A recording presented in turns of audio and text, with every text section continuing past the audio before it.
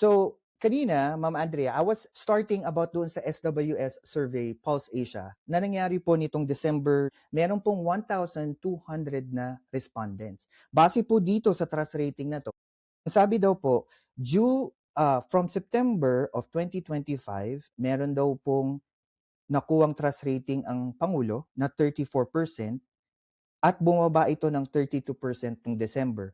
While si VP naman po, nagkaroon siya ng 56% at bumaba naman ito noong December ng 54%. Ano po ang reaction nyo dito? Bumaba ng 54%? Opo. Kay Pangulo, 34 bumaba ng 32. Kay VP, 56 bumaba ng 54. Reliable ba yung source? Ano po? SWS Pulse Asia. Sa flood control, yung 'di ba pinapangalanan siya ni Saldico. Mm. Yung video na nilabas siguro, kaya siguro bumaba yung ratings niya. Maybe it's because of that. I don't know. Hindi ako masyadong ano kasi diyan eh. Pero I think Yeah. maybe that's one of the reasons. And do you think po, meron po ba tayong kailangan isisi sa pagbaba ng ratings? Both President and Vice President, What do you think? Alam mo, mahirap manisik, mahirap magturo, no, ng daliri, especially if wala kasi tayo dun sa situation na like ako, wala akong first-hand information about what's going on sa Malacanang.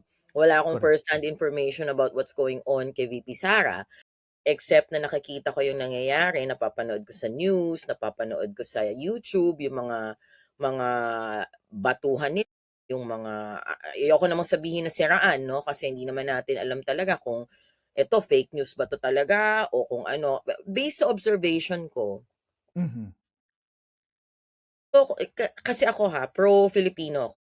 Hindi Mhm. ayokong sabihin na pro-government or pro-PBBM or pro-Duterte ako. Pro-Filipino ako. Whatever is right dun ako. Kung ano yung tama na nakikita ko, which will benefit majority of the Filipino. Kasi Correct. hindi ko naman pwedeng sabihin na itong ginagawa ni ang para sa buong Pilipinas yan talaga. Kasi meron talaga at meron dyan na anong tawag do'n, ayaw nilang tanggapin. Kahit na nakikita din na natin na may magaganda naman nangyayari or may natutulong naman sa bansa natin, in denial, 'di ba? Why? It's because they're taking sides. Nila Correct. sa government, gusto nila yung dating gobyerno, which we cannot blame them, 'di ba? Kasi siguro may nagawang maganda para sa kanila yung dating government. But in my own opinion, kung ano yung nakikita kong tama, kung ano yung nakikita ko na magbe-benefit para sa Filipino, like me, ako Filipino pa rin ako kahit na nasa ibang bansa ako. Ayokong magsabi na mali si ganito, mali si ganyan, hindi tama yung ginawa nito, dapat ganito. Ayokong manisi. Mhm. I want it to come from myself na kung ano yung pwede kong gawin, yun ang gagawin ko na makakatulong sa mga kapwa ko Filipino at sa bansa ko. Kasi hindi makakatulong yung sisihan ng sisihan. Hindi Ah, makakatulong yung siraan ng siraan. Interesting. I think it stems on being partisanship ng Pilipino ngayon. Like right after the Duterte, nakita natin yung shift of politics sa tao eh. Yes, Nakita oo. natin na kapag DDS ka, miski ano ibato sa'yo, DDS ka talaga eh. Kung Yes, loyalista ka, oo. pink ka. Yun yung Yes. nakita ko after election eh. Yun nga ang maganda kasi. Kasi meron Hmm. kang stand, pinaninindigan mo kung ano yung stand mo. Huwag naman sanang umabot sa point na nagiging fanatic na nagiging blinded na.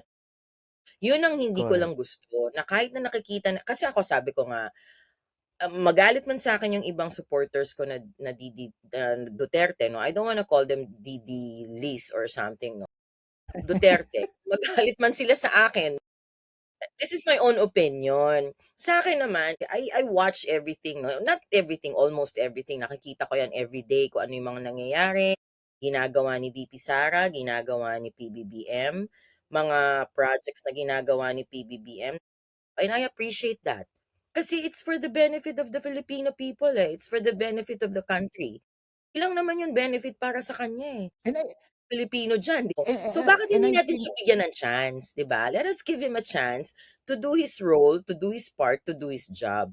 Now, kung may makita tayong mali dun, then that's the only time siguro magsalita tayo kung may nakita tayong mali. Pero kung nakikita mo naman na tama yung ginagawa niya, why not give him a chance?